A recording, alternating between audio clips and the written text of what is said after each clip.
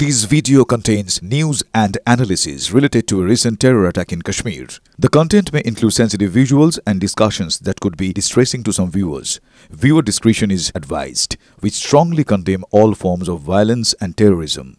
The purpose of the content is solely to inform and create awareness based on verified reports. Top quality और consistent performance के लिए सिर्फ silver pump नाम याद रखना। যুদ্ধের আশঙ্কায় ঘুম উড়েছে পাক অধিকৃত কাশ্মীরে। সূত্র বলছে সেখানকার বাসিন্দাদের প্রয়োজনীয় খাবার এবং নিত্য প্রয়োজনীয় দ্রব্য মজুতের নির্দেশ দিয়েছে প্রশাসন। পেহেলগাঁওয়ে জঙ্গি হামলার পর নিয়ন্ত্রণ রেখায় বারবার সংঘর্ষ বিরতি চুক্তি লঙ্ঘন করেছে পাকিস্তান। পাল্টা জবাব দিচ্ছে ভারতীয় সেনাও। আর ঠিক এই অবস্থায় যে কোনো সময় বড় প্রত্যাঘাত করতে পারে ভারত। এই আশঙ্কায় পিওকের বাসিন্দাদের জন্য একাধিক সতর্ক বার্তা পাক প্রশাসনের তরফে।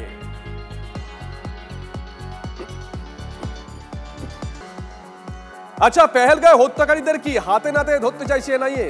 সূত্র বলছে দক্ষিণ কাশ্মীরে জঙ্গল ঘেরা পাহাড়ে গা ঢাকা দেওয়া জঙ্গিদের ধরতে ইতিমধ্যে জাল গোটানো শুরু করেছেন এনআইএর আধিকারিকরা। ক্রমাগত ডেরা বদল করছে জঙ্গিরা।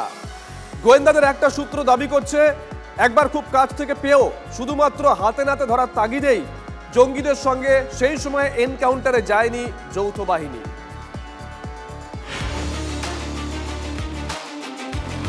ভূস্বর্গে নারকীয় নিধনযোগ্য পহেলগাঁওয়ে নৃশংস হত্যালীলার পিছনেও সরাসরি রয়েছে পাকিস্তান। হামলাকারীদের মধ্যেই রয়েছে দুই পাকিস্তানি জঙ্গি হাশিম মুসা ও তালহা ভাই। সূত্রের খবর, পাকিস্তানের জঙ্গি মদতের অকাট্য প্রমাণ হিসেবে দুই পাকিস্তানি জঙ্গিকে জীবিত ধরার উপর জোর দিচ্ছে নয়াদিল্লি। আজমল কাসবের মতোই পেহেলগাম হত্যাকাণ্ডের যে দুই পাকিস্তানি জঙ্গি সরাসরি যুক্ত, তাদের জীবিত ধরতে চায় নয়াদিল্লি। ইতিমধ্যে এনআইএর কাছেও নয়াদিল্লির সেই বার্তা স্পষ্ট করে দেওয়া হয়েছে এবং সেই কারণেই এনআইএ, কাশ্মীর পুলিশ এবং সিআরপিএফ এক অন্য পরিকল্পনায় তারা অভিযান চালাচ্ছেন। এনআইএ সূত্রের দাবি, দক্ষিণ কাশ্মীরের পাহাড় জঙ্গলেই এখনো আত্মগোপন করে আছে দুই পাকিস্তানি জঙ্গি মুসা ও তালহা ভাই। কাশ্মীর পুলিশ, সেনা এবং আধা সেনার পরপর অভিযানে দক্ষিণ কাশ্মীরের পাহাড় জঙ্গলে ক্রমাগত ডেরা বদল করে পালিয়ে বেড়াচ্ছে জঙ্গিরা।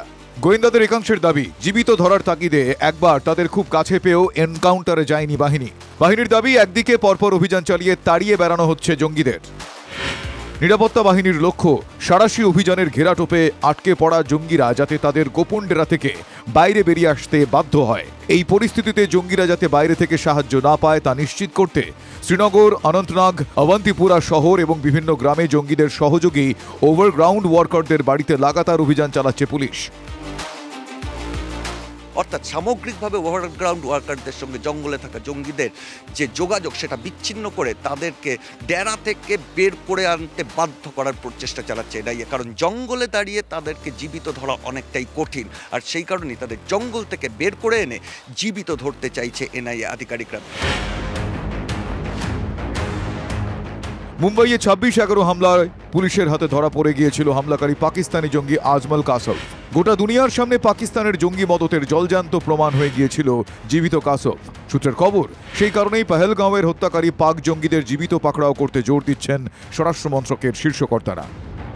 দিল্লির বার্তা স্পষ্ট, আজমল কাসবকে জীবিত গ্রেপ্তার করার পর 26/11 পেছনে লস্কর এবং পাকিস্তানের যে সরাসরি যোগাযোগ কিভাবে ছিল, সেই অকাট্য তথ্য প্রমাণ কিন্তু গোটা বিশ্বের সামনে তুলে ধরা গিয়েছিল।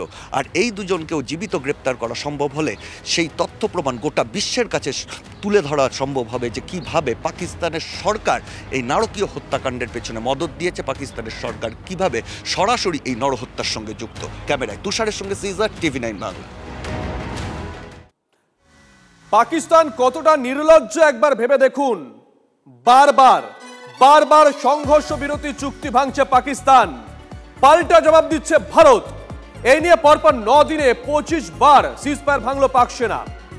গত রাতে কুপওয়ারা উড়িতে এলওসির ওপার থেকে আর্মস ফায়ারিং হয়, পাল্টা জবাব দেয় ভারতীয় সেনাও।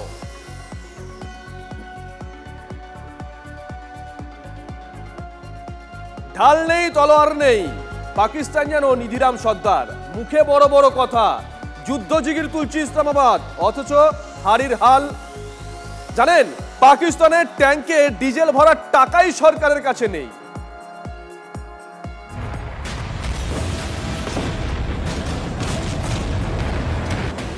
ভারতের টার্গেট পাক অধিকৃত কাশ্মীর, সেখানেই সন্ত্রাসের চাষ করে পাকিস্তান।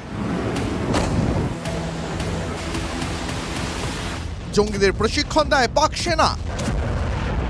ভারতের প্রত্যাঘাতের আশঙ্কায় সেই পিওকে রক্ষায় পাক সেনা প্রধানের অগ্রাধিকার।